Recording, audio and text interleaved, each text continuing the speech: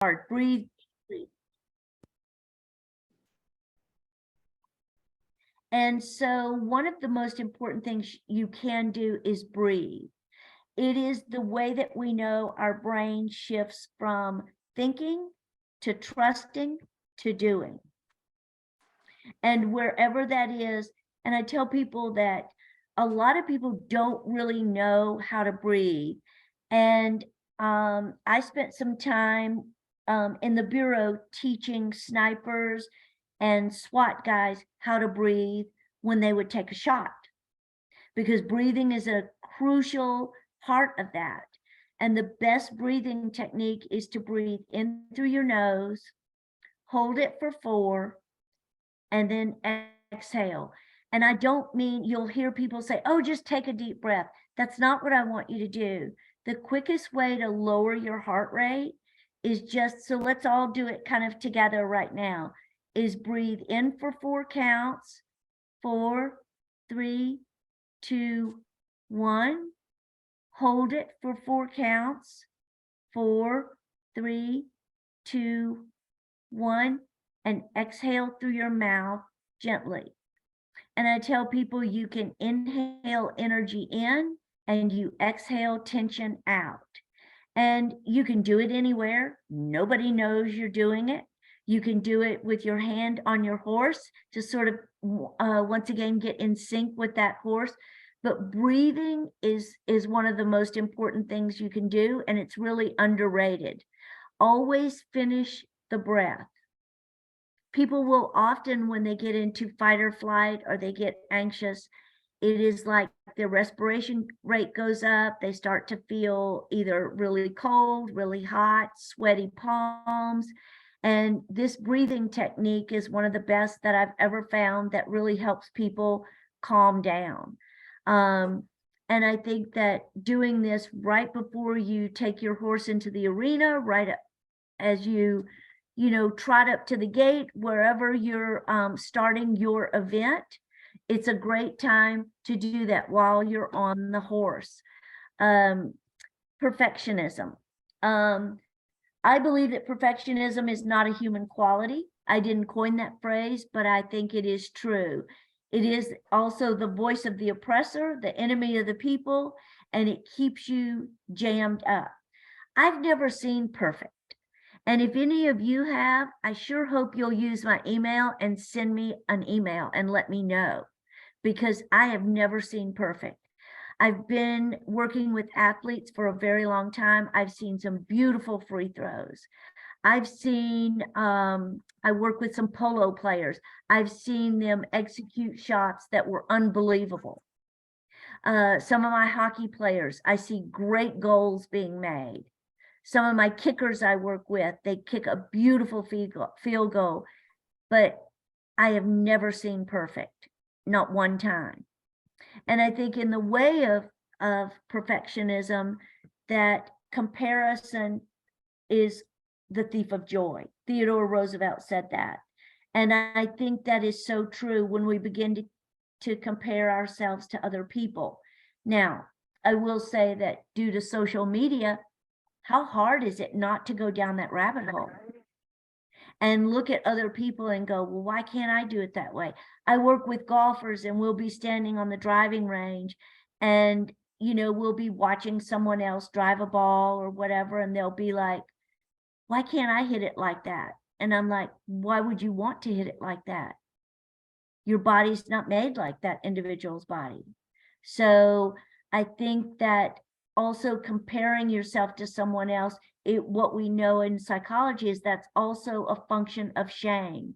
It's a way to feel like you are not good enough, and you are.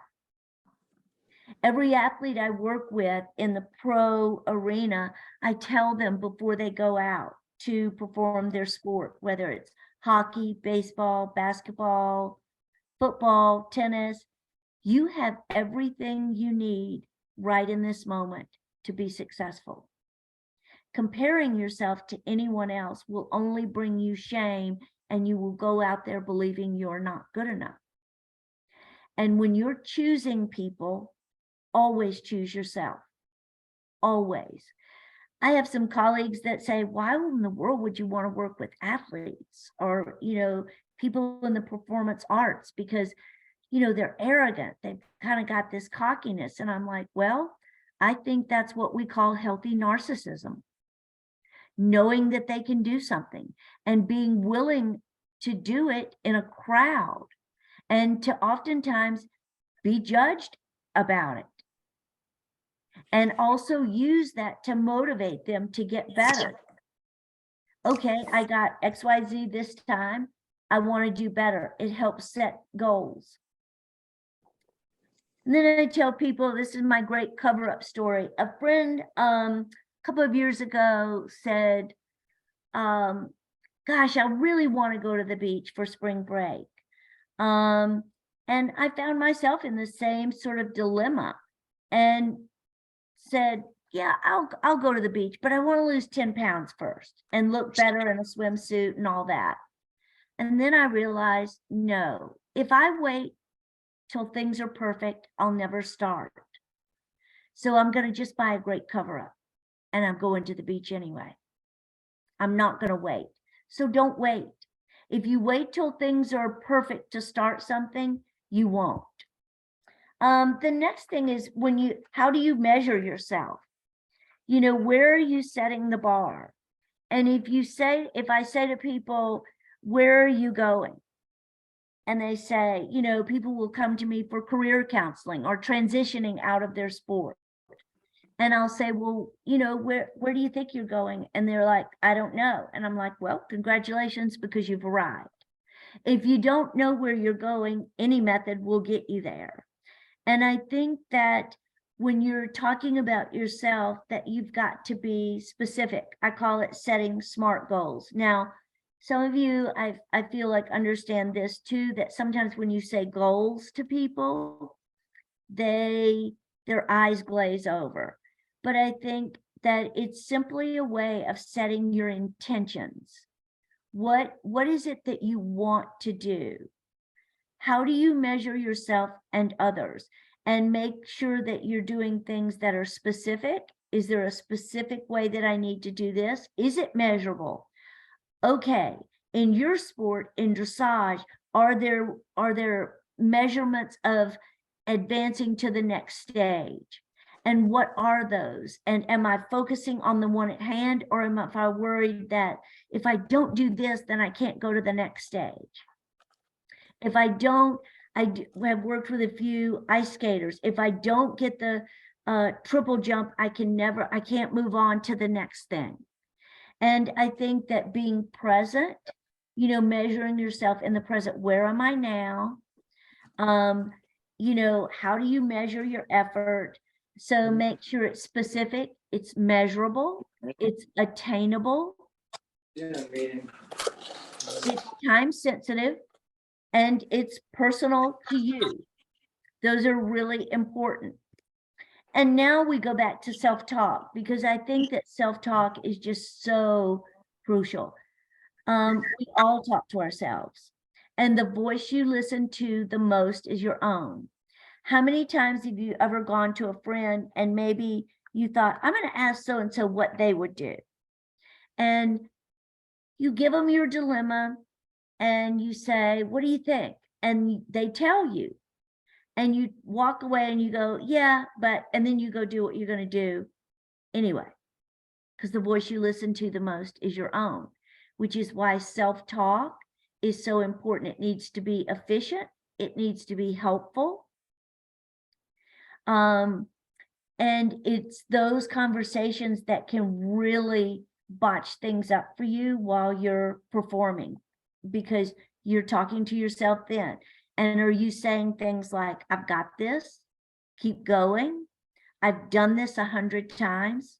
With golfers, I will help them putt blindfolded, and so that when they step up to a putt, they can remember that I did this with Vicky 50 times and I made the putt 47 out of those 50 times. If I can do it with my eyes shut, I can certainly do it now with my eyes open. Positive and negative self-talk both have an impact.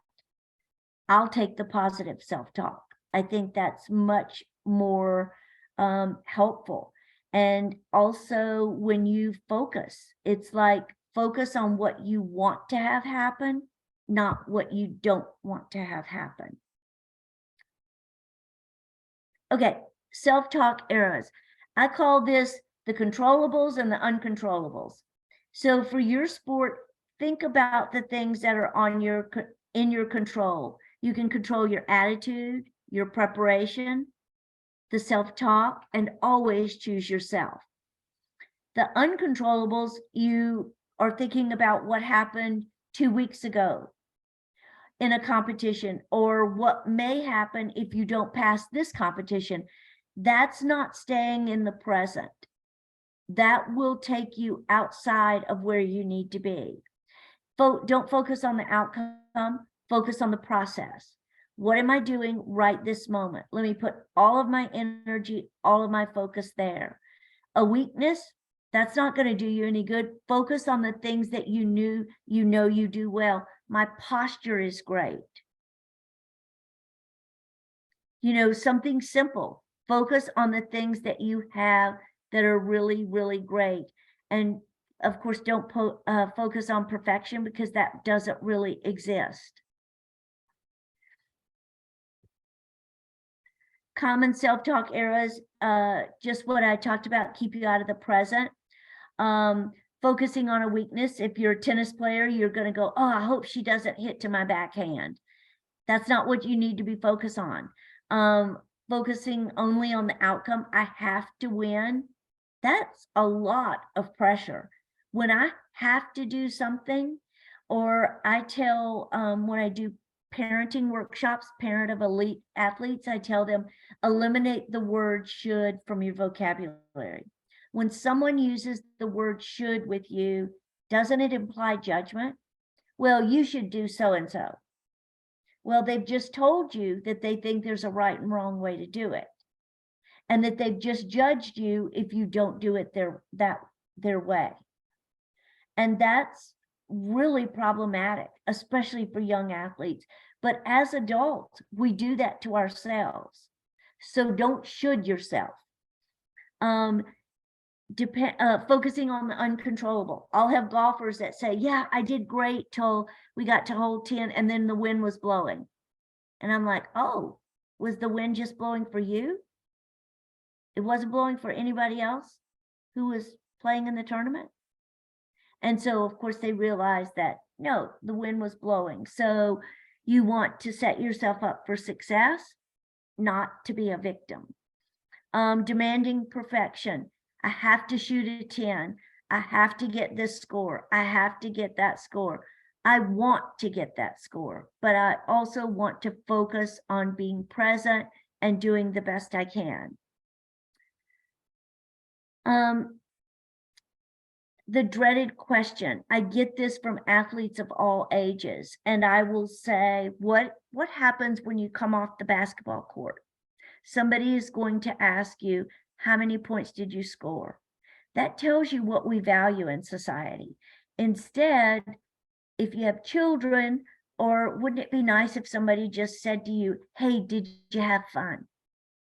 Did you have fun? Did you do your best, and did you have fun? Because really, in 5 years, is anybody going to remember that score? Not likely.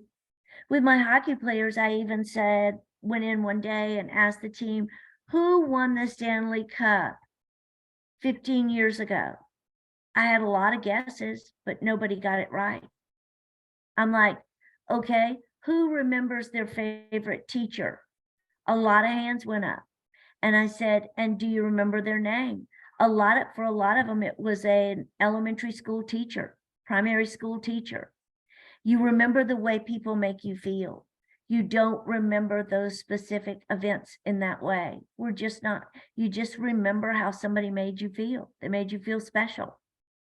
And if somebody says, hey, did you have fun? It sounds like they want to know, did you have fun? Not how many points did you score? Outcomes are largely out of our control. That's why they call it a competition or a game, because on any given day, any given team can be beat. You can do everything right and things may still not turn out perfect. I think success can sometimes be defined by how you handle disappointment. We learn a lot from things that don't go right. And you can still live out a mission of pursuing excellence, which I think is what pro athletes do, because they are so visible these days with social media, and being a beneficial role model, because they are role models for kids, especially my NFL players, who realize that for a lot of them, they wanted to be this since they were little bitty, that since they were played Pop Warner football. And I tell them it's upon you to turn around and give back, to put your hand out and bring somebody else behind you and teach them the things that you learned. I think the question of why, it's like, to put it real simply, I would ask you, why did you choose to attend this workshop tonight? What were you hoping to get out of it? And then if you're competing in dressage, it's like, why are you competing? You could still do that, but not compete. But would it be as much fun or as much of a challenge? Because you always have choice. You have the freedom of choice. We do not have the freedom of consequences. And to know what your why is, and the way that I get athletes to sort of drill down and figure out their why is I have them write their sport a letter. Dear baseball. And I will never forget, one player wrote his letter and he said, "Dear baseball, I love you and I hate you all at the same time. I've known you since I was 5. And, most times athletes look at me like, are you nuts? Like, write my sport a letter. But once they get the first sentence down, it comes pouring out. And you discover, are you doing it for yourself? Or are you doing it for someone else? Just know your why. Doesn't have to be my why. But it's very, very difficult to do things when we don't understand why we're doing them. Get clear about your sense of self. As I said, success can be defined as how you handle disappointment. But accomplishment can also be like a drug, because don't ever confuse this with who you are. Who you are as a person is always going to trump anything you do. Your character will always trump anything you do. Also seek out people to criticize you or to mentor you or judge you, because failure is positive feedback. You learn something from it. And I tell athletes all the time, they'll focus, they'll come off the ice and they'll focus on their mistakes. And I'm like, mistakes are nothing more than data. That's just an information point. Use it to learn, to grow, and improve. I'll have athletes tell me, my coach doesn't like me. Oh God, how do you know? Did they put a sign up in the locker room? I don't like so-and-so. Well, I can just tell. And I'm like, well, that's what you're spending your energy on. Why would a coach not want you to succeed? And they can't give me an answer. I'm like, I don't think that they sit around in the locker room and decide, oh, let me just see how crummy I can be. Let me see how bad I can be in a relationship. How many of you do that? Not many. I hope you're focused on, how can I show up as the best person I am in this relationship? The other thing is, decide what you are willing to do based on your family, your lifestyle, your finances. What are you willing to do to fill the gap between the life you have and the life you want? Because it's easy to sit in the stands and go, oh, well, yeah, I could do that. I could play in the NBA. Are you willing to put in all those hours and make all those sacrifices? Chances are no, and that's fine. But find something in life that you do have that kind of commitment to, that you're willing to challenge yourself, willing to sacrifice to do. Are you willing to do what others won't do to get what you want? Because that's what it takes, in particular for athletes. Your commitment is one thing that's 100% inside your control. And I think that's really crucial.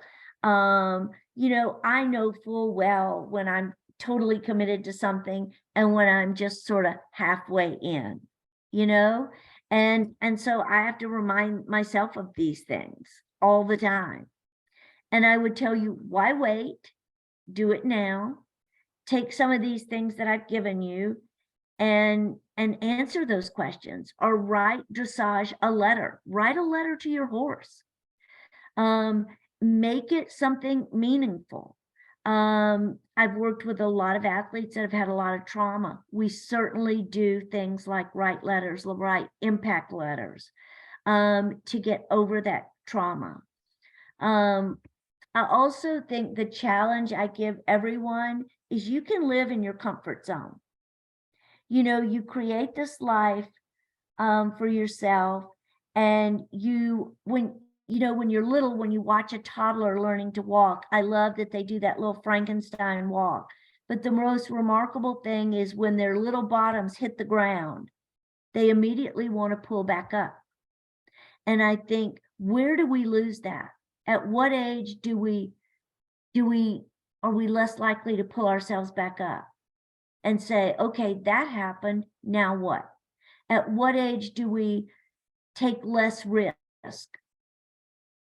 At what age do I measure my risk? And I think that you have to operate on the edge of your ability. You have to challenge yourself. That's how you get better. And that truly is where the magic happens for everyone, when you challenge yourself and you're willing to take a risk. If it doesn't happen, then you've still learned something. The word potential is another word that I don't really care for, because sports commentators use it a lot. And potential is something, how do you measure it? Now, I went to a bit of a science-based program, so I'm sure that gives me this bias, but I pretty much was taught, if you can't measure it, it really doesn't exist. And so when a coach says to an athlete, God, you were just so full of potential. If a coach said that to you, how would it make you feel? I know it would make me feel like, oh, I clearly disappointed this coach. But if I say to you, based on your skills and abilities, I believe you can do this. I believe you can shave this much time off your 40. I believe you can do this, do that, be very specific. And to me, that's a lot more helpful than saying potential, which nobody can measure. Nobody knows what that is. Your value is not determined by what you do. It's determined by who you are. And to me, these are just some basic psychological principles set out by Erik Erikson that really are the basic needs of human beings, and we're made to connect. That's why I think equine therapy is so powerful. We're made to connect, and that we can connect with that animal on a really deep level.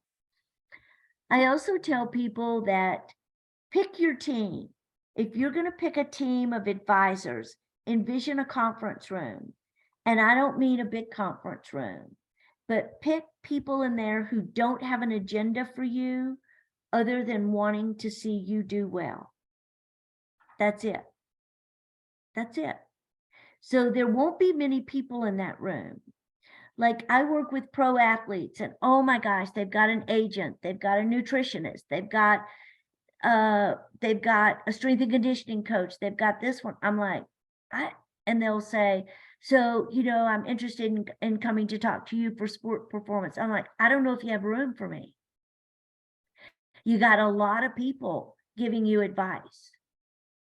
let's talk specifically about what you need from me, and think about the people in your life. It might be a good friend, it might be mom, it might be dad, it might be your partner, it might be a friend that you've had since high school. It might be that best friend that is the one that will say to you, I think we can find a better outfit.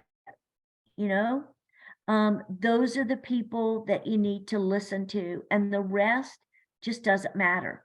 And that really means social media. Doesn't matter. I encourage my athletes to get off of social media, especially during their season.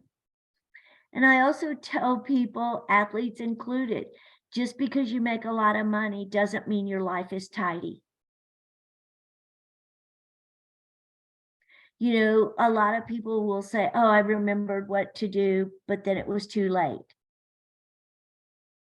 And it's like, that's what staying present helps you do, is make good decisions in the moment. Think about, what do I do next? What do I do next? I've planned for this. I thought about this, because life is just not tidy. Those are just some sources. And I've always loved this saying. Jim Lohr has a performance institute in Florida, and who you become as a result of the chase is the most important thing. While you're chasing whatever it is that you're chasing in life, once you get it, then what? Who have you become? Have you become somebody who's still got a lot of character? You're involved in community, you turn around and give back, all of those things. And I think that person is an important person.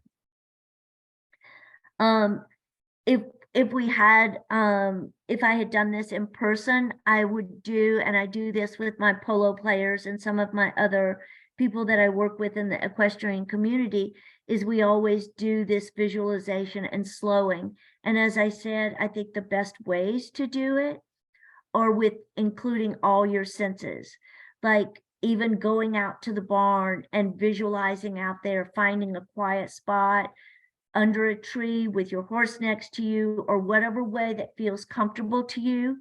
A lot of my athletes, I have them use Headspace, which is just an app. It's now on Netflix, and it's animated, but it's really, really good. The first few sessions just teach you about mindfulness, and really that's just the art of slowing. Because I think we've become so accustomed to every minute of every day is filled up. And when we're sitting and waiting to do anything in the doctor's office, waiting for a friend to eat, waiting to pick up our kids from school, we're scrolling on our phone. So this year I decided that one intention I would set at the new year is, when I'm doing that, when I'm in the waiting room, when I'm waiting for someone for lunch, when I'm waiting for the plane to take off, all those times, I don't get on my phone. I use that time to just be in whatever form I might need. And I'll say it's probably the best thing I've done this year. It's really allowed me to disconnect, because like everybody, I was getting that, that little hit of dopamine when, my phone would ping. And now it's just, I feel like I'm controlling the phone. It's not controlling me. And then I'm certainly appreciative. I did all the talking, so I'm going to stop the share now. And I want to make sure, Bethany, I want to make sure that I answered some things that you talked about, but also I'd like for people to feel free to ask me any questions. I think that was really great. I mean, there's a lot of tips that I can take for myself regarding competition and what we're there for. So certainly if anybody has any other questions, go ahead. This is Shelley. I have one. Okay. This is something I have been working on forever, because the bane of me is my nervousness at shows. Okay. And what I've actually gone to some EMDR therapy and things like that for other things as well. But one of the kind of key things that I deal with is how to keep that good thought process because I might actually calm down and be okay in the warm up. But somehow, as soon as I cross that threshold and go into that arena for the actual test, it just clicks back into that, nervous, non-confidence. How do I keep the good self-talk as soon as I cross that threshold? Okay. One of the things I suggest is that you rehearse in your full gear. Dress exactly as you would for that test. And do it a couple of times. And and use the visualization. And if you're doing EMDR, it's a great thing to bring up to the therapist who's doing it, because they can also teach you some tapping techniques that will also help keep you in that calm state of mind, because evidently there's a trigger. And sometimes I'll have people step on the field, step back off, and I'll take their heart rate as they're stepping on and as they're stepping off. And then I have them do it with very controlled breathing. And the breathing exercise that we did is the quickest way to get you back down. Also, what's the worst thing that could happen? You retake the test? Okay. So for some people you. thinking about you. what is the worst thing that could happen.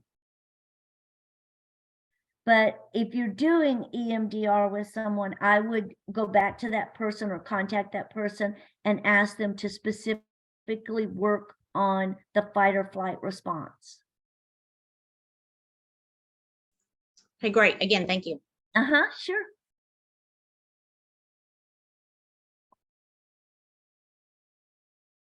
Hi, Beth. You're muted. Yeah, you're muted, Beth. Come on, there we go. There we go. Yeah, so the question that I had sent in was, why is my negative voice so much louder than my positive voice? Why, I mean, I can hear what you're saying and I can work on it, but that voice that says, no, you really can't do it, is always a little louder. And how can I handle that? Well, I will tell you that it's because you've had a lot of practice. And so this takes effort. And it's why I spend so much time talking about self-talk, Beth, and in particular as athletes, without asking you a lot of what I would consider pretty personal questions. I would say, think about your life. Write yourself a letter and write that negative voice a letter, and then say, I need to be in control of the remote.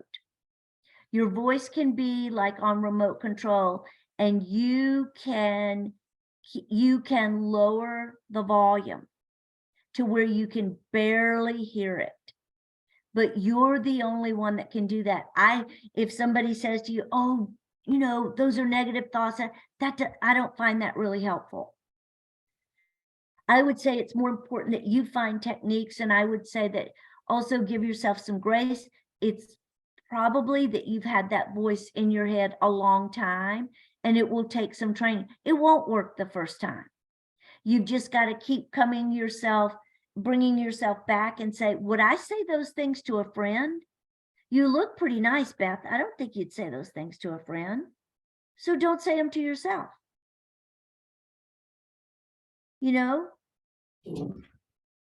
So another question, I think I had sent this to you because I struggle with this, and I think a lot of us as adult amateurs struggle with this, is how to keep the life stressors out of the ride with our horse or the preparation for the show, or it's not even a showing, it's just really riding every day. You want to go out and train and be efficient and effective, and then you had a bad day at work. Like, how do you, or have something with your family, how do you keep that out of it?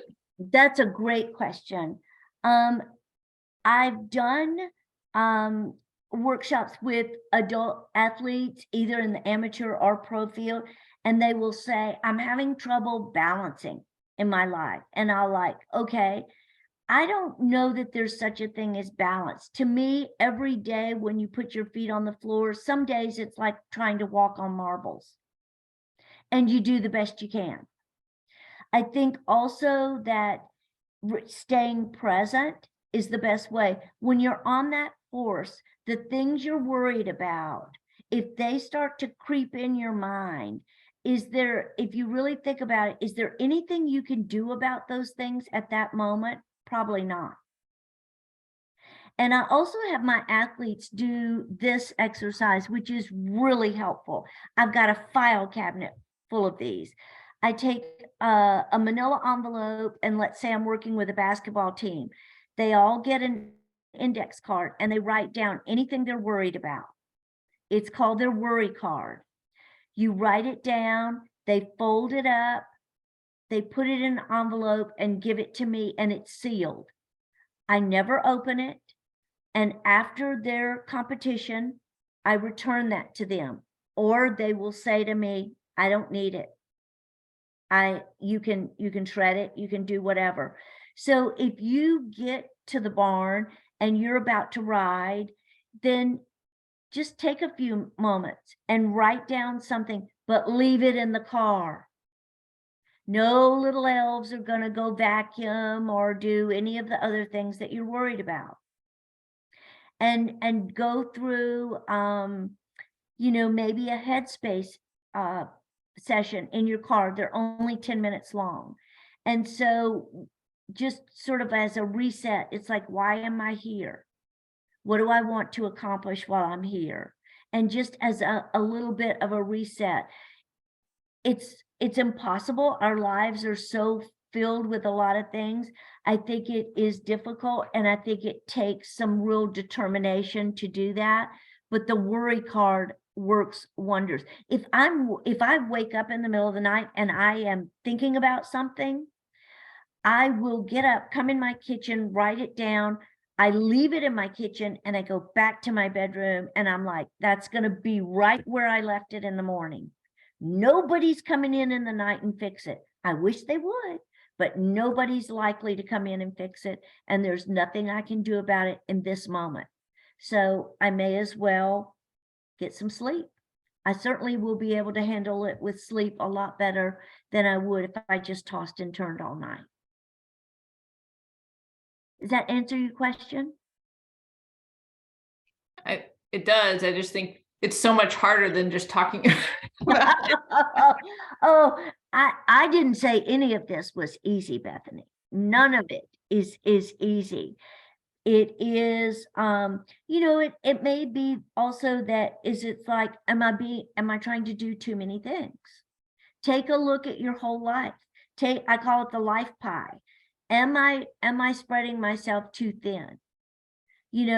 Or do I need, for 5 minutes when I get out there, I need to just settle. I need to just do some breathing. And I need, because I want to show up as the best person, the best rider my horse can have. I want to show up at the clinic. I want to be the best doctor my patients can have. And will you be 100% every day? No. But if you're only 80%, give that horse or that person 100% of your 80%. Nobody's 100% every day. If they are, they'd be so annoying, nobody would want to be around them anyway. Because life goes up and down. Liz, do you have a question? I do. Thank you so much for your time, by the way. This is fantastic. I've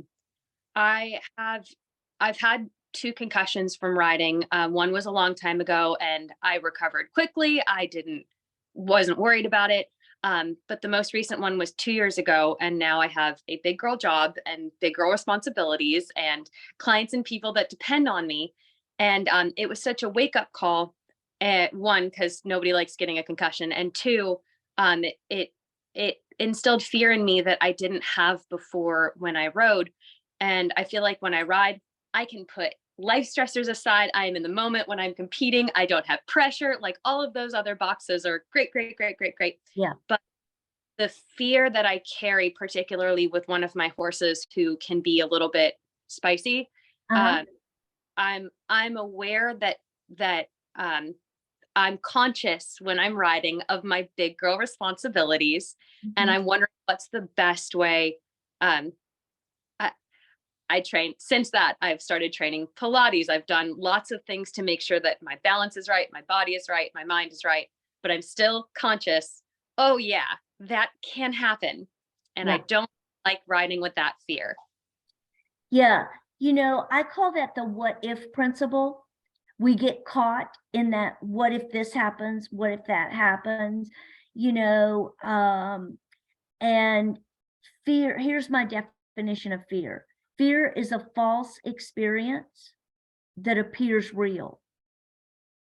That's a false experience that appears real.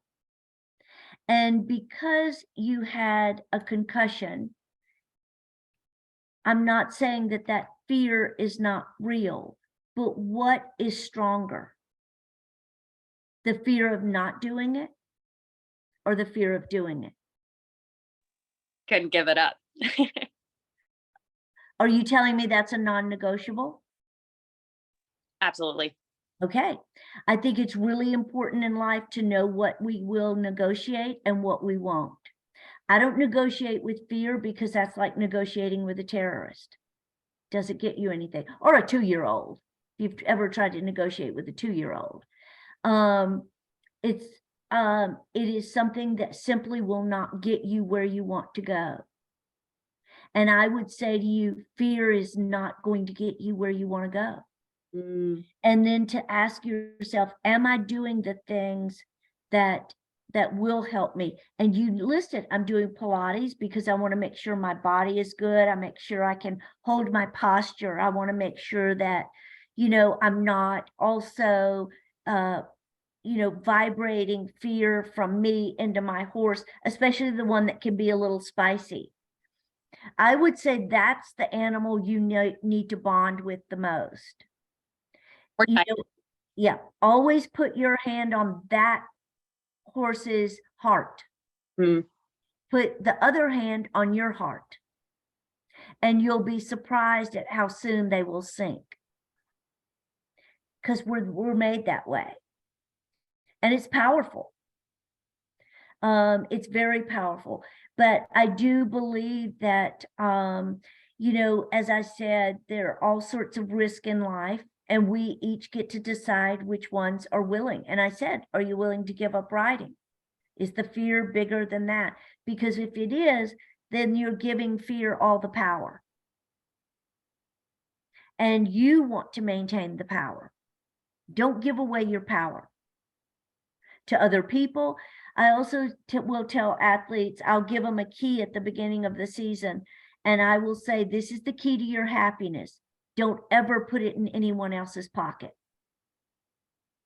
Ever. Keep the key to your happiness in your pocket. That's where it belongs. Thank you so much. Okay. Hey, Vicky, I have a quick question. I'm so grateful to be here tonight. Thank you. Sure.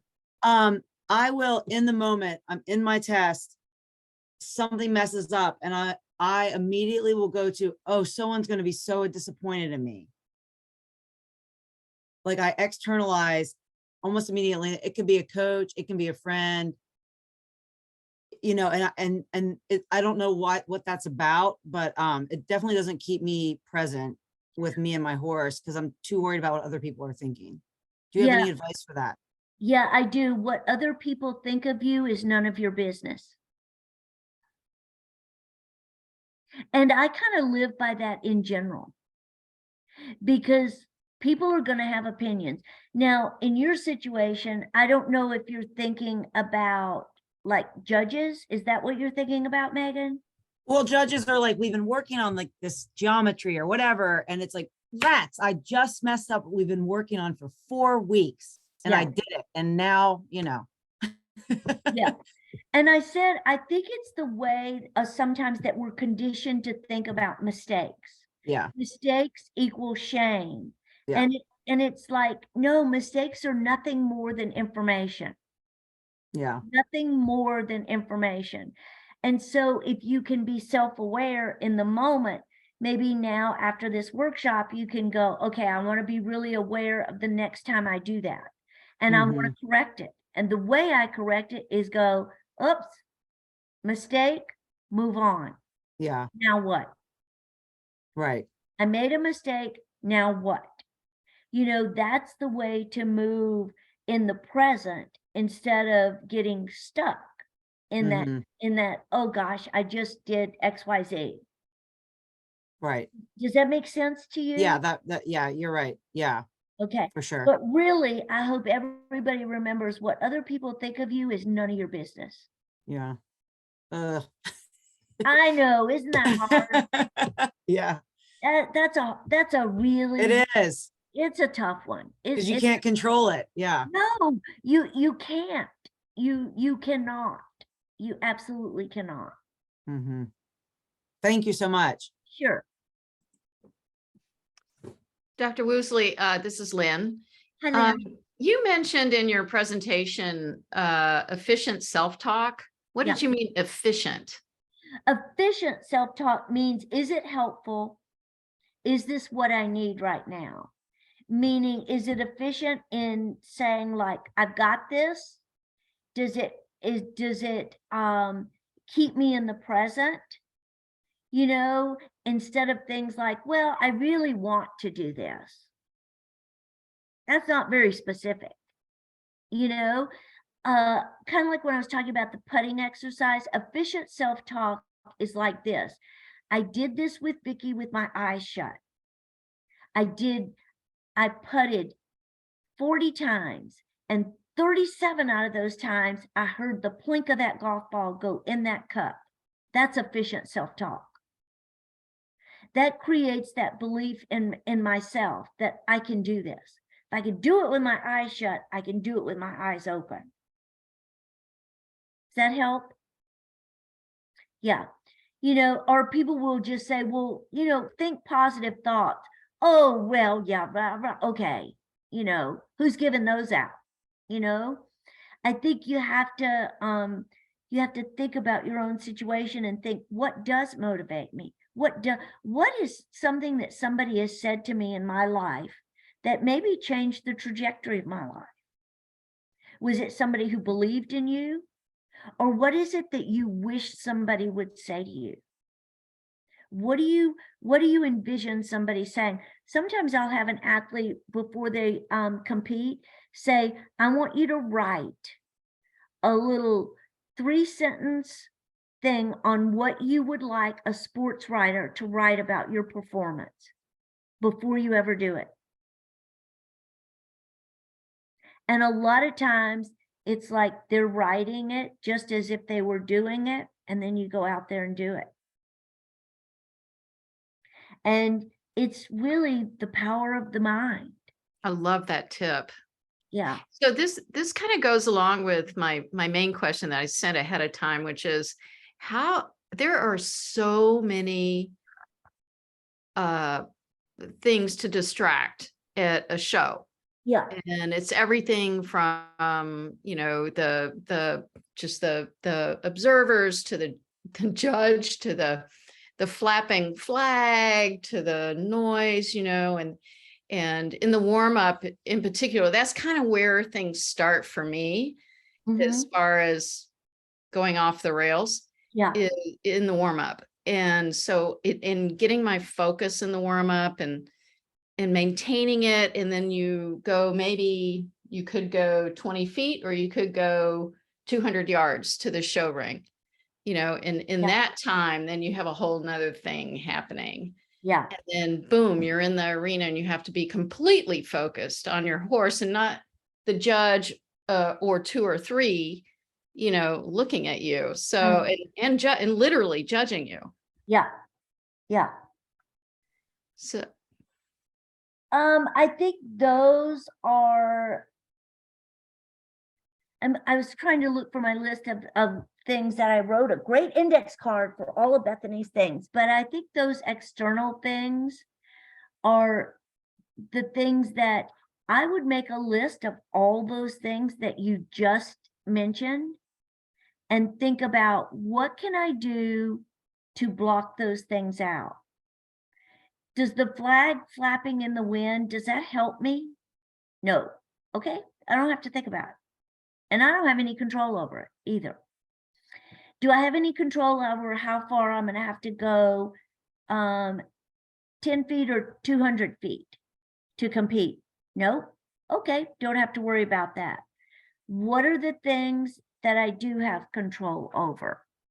And it's your attitude, yourself, and using some sort of distraction. I don't know in your sport if you're allowed to like listen to music as you get ready to perform, or as you get ready to test. Is that allowed? Okay, then I would say one really crucial thing to do is make yourself a great playlist. Make sure that and a lot of times for my athletes anyway, my professional athletes, the music that they listen to in their playlist is not anything they would normally listen to. Like if I have a guy that listens to rap music, for his playlist, we've got it honed down to classical music. Now it may be upbeat classical music. Well, he calls it elevator music, but it's classical music, but it's very calming. And just something that or if there's somebody that you've in your family or that you're close to that's very helpful in kind of talking to you, have them make you a little reel. I do that all the time. I make visualization tapes for people all the time, or reels or whatever they're called. I don't even really know what I'm doing. They have to help me do it, but I think those are things you can do, is realize a lot of those things you don't have any control over at all.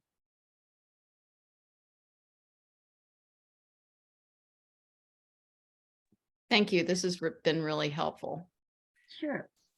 So my name is Diane, and I appreciate you being here tonight, but my focus is not distractions, it's distractions within myself. Like I get frustrated, like in the moment, if I just can't get it together, and then my mind starts getting crazy, and it's not what's going on around me, but it's how I feel within myself. So do you have some kind of suggestion to pull it back in, even this voice that you hear in your head or whatever, but to pull it back into the moment? And, with dressage, you have to really pay attention to the moment, look forward, all that kind of stuff. And the concentration is huge. And so I don't know if you have any pointers or anything to share with us to kind of pull yourself back in when you get kind of lost in your mind. I think the thing that I would tell you is to be where your feet are. Okay. And in particular for my equestrians, I'm like, focus on how your feet feel. Start with the feet and work your way up the body. Where are my feet? Where are my thighs? Posture is important. Where are my shoulders? Are they down? The other thing I will tell people is smile, because what's physiologically impossible when you smile? Your body cannot be tense. It's impossible. Now, I tell all my athletes that. And I have had a coach said, oh my God, I looked out there at my kicker and it's a huge pressure moment and he's grinning from ear to ear. I'm like, Right. Yep, he Yeah. is. Because when you smile, your shoulders automatically go down. You're not pulling them up, trying to protect yourself. Yeah. And the other thing is, like, do that breathing and really focus on that breathing. And if you're saying to yourself, okay, in for 4, hold for 4, out for 4, and say it out loud. Yeah. I have golfers that have trouble with tempo. I have them use the words tick tock, tick tock. And I will say it's like a metronome. and after a while you don't hear it. But the sound of your own voice can be very calming. So even if it's inside of you, but I would suggest that you do it out loud. Okay. Thank you. Tapping might probably would help you as well. There's there's an app. I think it might even be called Tapping. And if you will look it up, there are certain spots that you tap on the temple, right here at the breastbone, on the wrist, and you will see a lot. Now that we've talked about this, if you watch a lot of sporting events on TV, you will see people tapping. Wow. And there's an Yeah. app that really goes more in depth. We don't have time, but I think it's really useful for a lot of people. And it helps a lot of people sort of stay in the moment, or that's when they do tap their radial wrist. Mhm. It's a point where they go, okay, now that's a signal for my brain to switch from thinking to doing. It's great. If you watch hockey goalies, if you watch catchers, any kind of goalie, they have certain things that they do before they get in the net. It's very methodical, but it's very much like tapping. Okay. That's great. Because the other thing I want to tell all of you is anxiety has been sort of painted as this bad thing. Anxiety is good because it tells our body, hey, you're about to do something great. You're about to do something fun. You're about to do something that you want to do. It's okay to have butterflies. Just try to get those butterflies to form and, fly in formation instead of all flying all over the place. That's great. Good advice. Thank you. Uh-huh. Well, thank This you. is Shelley. Ricky. This is really Shelley awesome. again. Can I ask Okay. one last thing? Sure. So we talked about, the self-talk and everything. And I think, and this may get back to those positive reinforcement versus negative reinforcement, is how can you train yourself? I think one of my biggest issues, and probably a lot of us here too, is how do I train myself to believe when I get a compliment? Because sometimes someone will tell me, you did a great ride or whatever. And Yep. somehow my brain won't believe that, but it will believe a criticism. How do you train your brain to believe the positive and not believe the negative? Okay.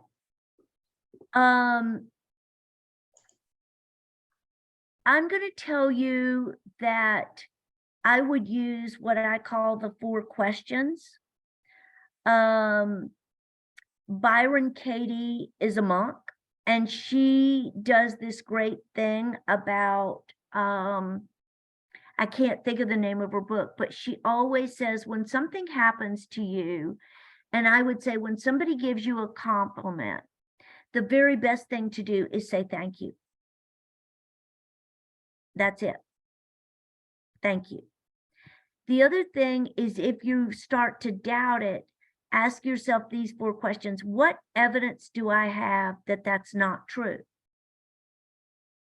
Because being a former investigator, you better bring me some evidence that something's not true. So if you have no evidence, it's like an athlete saying to me, the coach doesn't like me. Well, how do you know that? Did they tell you? Because that'd be pretty awful. Did they put it up on the bulletin board in the dressing room? So what evidence? And then the second question is, if that was true, what would it mean? So if the compliment was true, what would that mean? Would you feel good? Okay. If it was not true, what would that mean? And that kind of goes back to what other people think of you is none of your business. And then the last thing is, what's your action plan? Either way. Or is there something you do need to act on?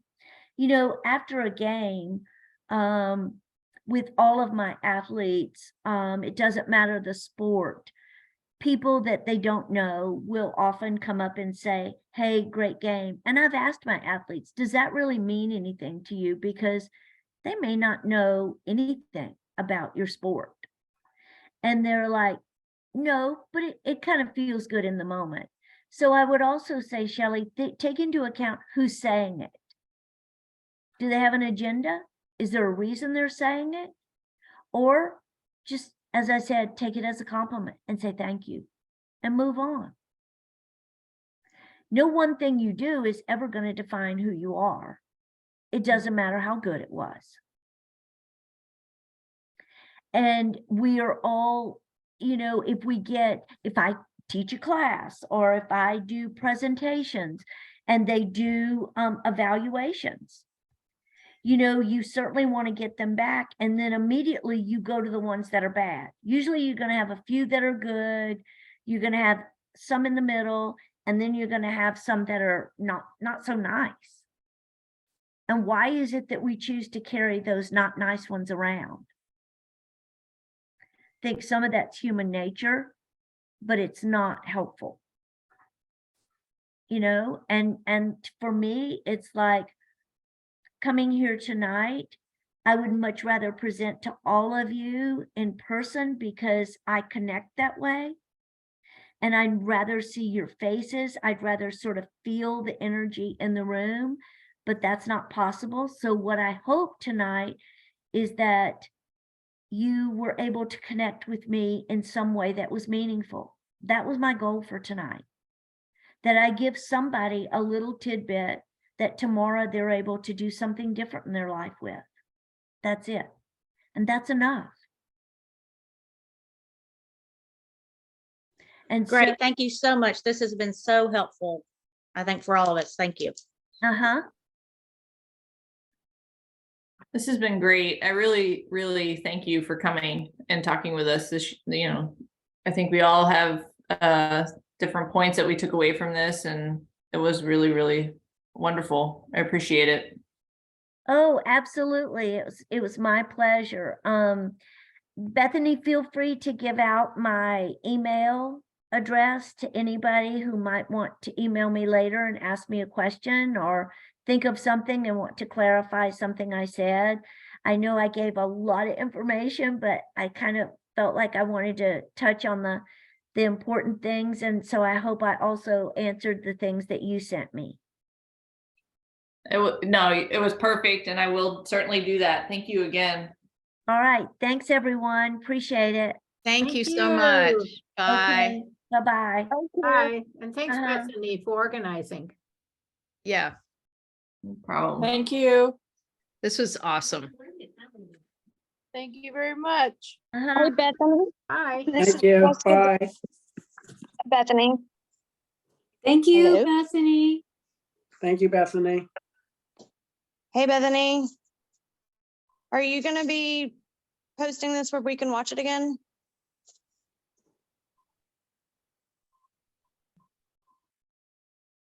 I think she left. But this is Lynn. I'll look into how we can get this posted for our members.